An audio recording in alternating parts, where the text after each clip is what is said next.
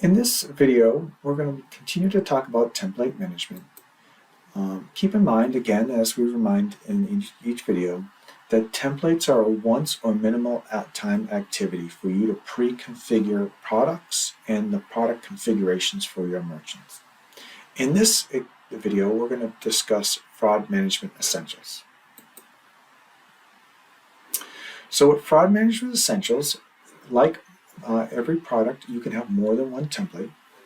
If I go ahead and add a new template, and I call this FME template, and I will make the description the same, I'll make this the default, and again, reminder that the default would be the first template that comes up at the time of boarding.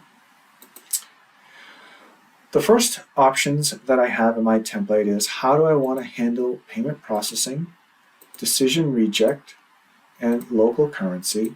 Now keep in mind, our goal in these sessions is to not discuss the meaning and decision-making process in each field. It's more to discuss the template and how it can be applied to a merchant.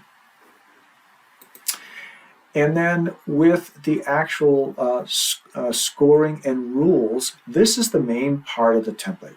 Really what you'll see here is the actual rule configuration that you would see if you're logged in as a merchant. Now with the Fraud Management Essentials, what you'll want to ensure is that you're passing down a pre-configured product to your merchants. So when you're considering that, you'll want to think about what rules and settings do I want to have for my merchants so they can begin transacting without having to worry about coming into Fraud Management Essentials and immediately setting up some rules to make the product work. You're effectively getting them started in the process a lot quicker.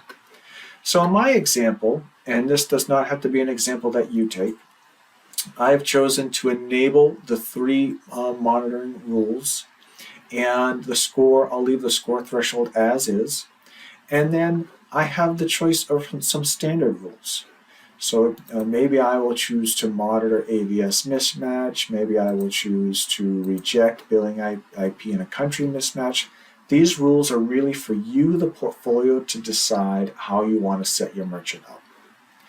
And in this case, maybe for the threshold rules, I'll say monitor and monitor for $10,000 because maybe I have a small business merchant I'm applying this to and they wouldn't be doing any transactions over $10,000.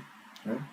So again, our goal today is to not necessarily discuss the actual fields per se, but really to discuss that as I save this template and when I apply it to that merchant, that means that this merchant would have this set of rules. The merchant can then do nothing and take the rules that you gave them, or go to the rule configuration and update any rules that you give them. From here, this concludes our discussion on Fraud Management Essentials. We'll apply this template at a later time in merchant boarding.